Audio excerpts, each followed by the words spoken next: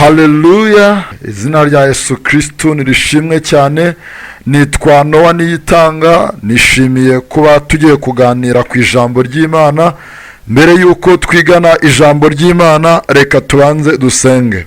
Turagushimye Mwami Imana kuri Mana nziza, tugushimiye ko wumva gusenga n'imirimo yawe kandi ikaba ari myinshi mu batuye isi.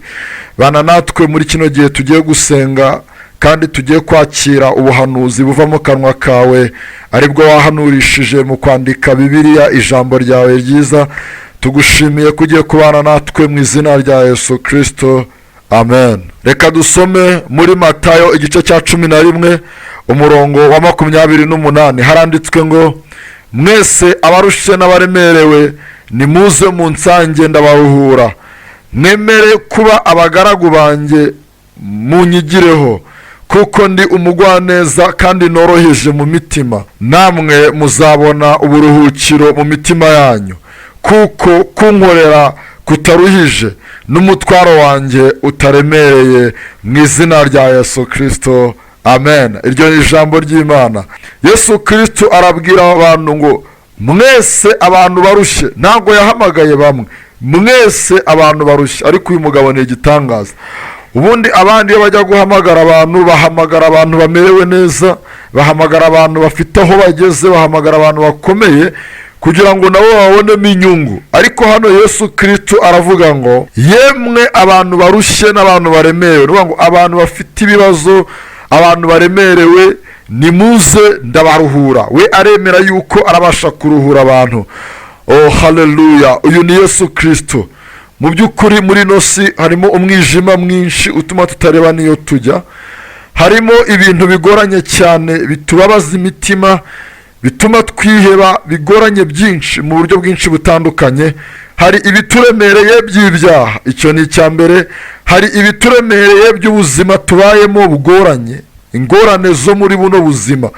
Hari ibituremereye bituruka mu miryango n'ibindi bibazo bigiye bitandukanye kuri twebwe. Ni ikintu gikomeye cyane. Ariko Yesu Kristo aravuga ngo mwese abantu barushye n'abaremerewe nimuze munsange mbone mbaruhure.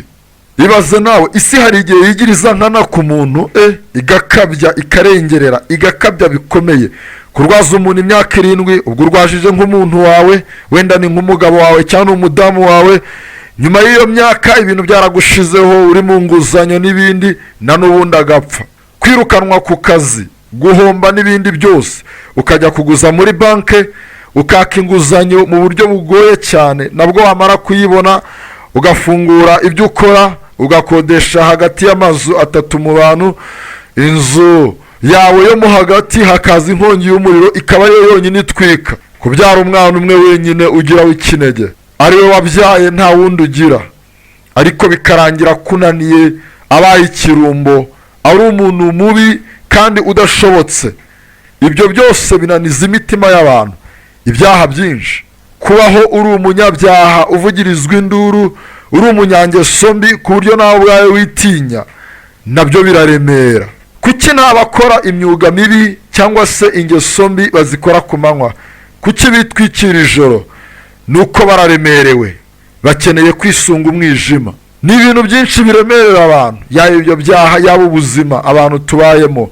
Ni ibintu byinshi bigoye abana b'abantu, bitugoye cyane. Kugenda ukajya gusaba akazi muri abantu 30, abandi bakakabona, wowe kakabura. Gutegereza kuzabona umugabo imyaka ikaba 35, nta mugabo wari wabona. Ibyo nabyo biraremera. Kuvuka ukisanga nta babyeyi, nta miryango, ibyo nabyo biremerera umuntu. Ni ibintu byinshi bituremereye mu buryo bwinshi butandukanye, bituremereye ndetse kandi cyane, biduhangayikishije. Gusanga ari we muntu udashobotse cyangwa se udashoboye, cyangwa se kwisanga uri umunyantege nke, cyangwa kwisanga ufite inenge idasanzwe ituma ucishwa bugufi mu bandi. Ibyo nabyo biraremera. Ushobora kumbwira ati njye ntago ndemerewe, njye ntacyo mfite, ariko uraremerewe my friend. Burya cyagiye watubwiye ibintu ntitubyemere, nuko twari tuzi neza ko ibyo uvuga bigaragaza ibyo ushaka kuba we, ariko ibyo ukora nibyo bitwereka uri we bya nyabyo. Cyagiye wifotozaga ugatunga kamera ku kibuno, ukatubwira ngo murabona nsekute, tukakubwira ngo siporo ziri mu kazi, komeza Jim, twari tubizi neza yuko uremerewe. Uraremerewe, ukeneye kubwirwa amagambo meza, uraremerewe, ukeneye abakwitaho. Cyagiye warwaye ugahuruza isi yose ngo ikwiteho, uraremerewe, ufite ibikomere byo kuba utarakunzwe bihagije. Cyagiye winginze naka ngo akwiteho cyane, ukamutaho umwanya kugira ngo akubwire amagambo meza nk'uko nawe ujya ubigenza.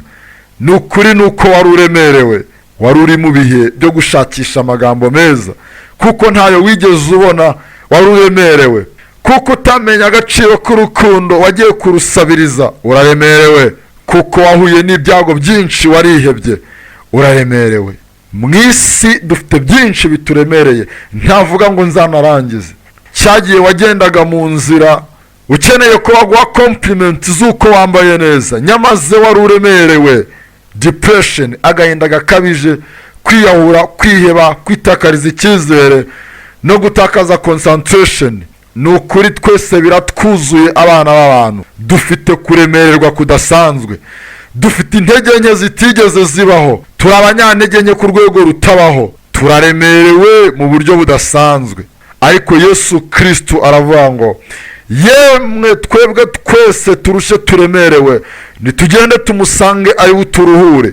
Umutima winjiyemo Yesu Kristo utangira gutekereza ibintu bishya. Umutima winjiyemo Yesu Kristo utangira kugira vision nshya. Umutima winjiyemo Yesu Kristo utangira gukira ibikomere.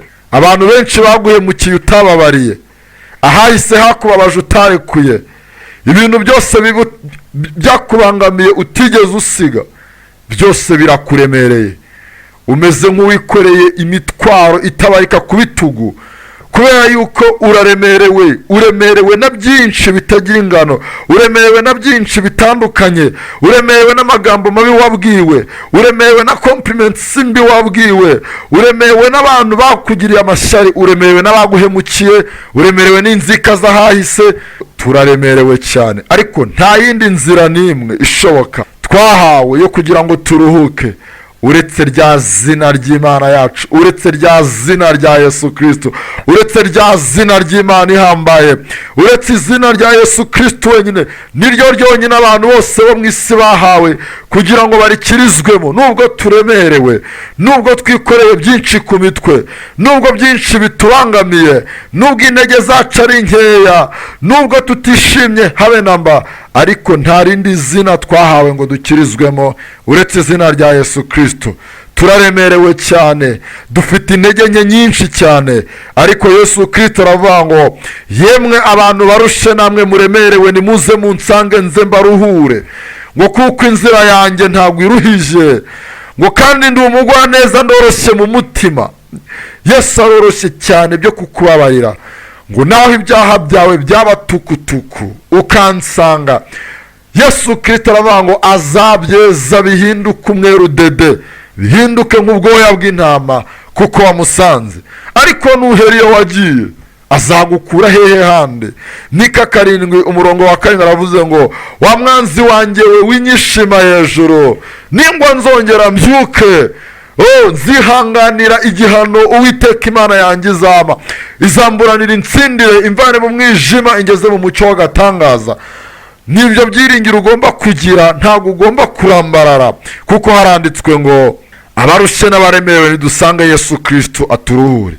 Nawe waba ushaka kuruhuka mu mutima, waba ushaka kugira ngo Yesu akuruhure, waba ushaka kubona ubwiza bwa Yesu, waba ushaka kubona Yesu akora imirimo ikomeye mu buzima bwawe, waba ushaka kubona Yesu aguhindura mu buryo budasanzwe, ngo weho niba urushye kandi uremerewe, genda ngo sanga Yesu. Ntabwo nkubwira ngo usange so wanyu, usange bahe n'abahe, sanga Yesu Kristo ari bukuruhure.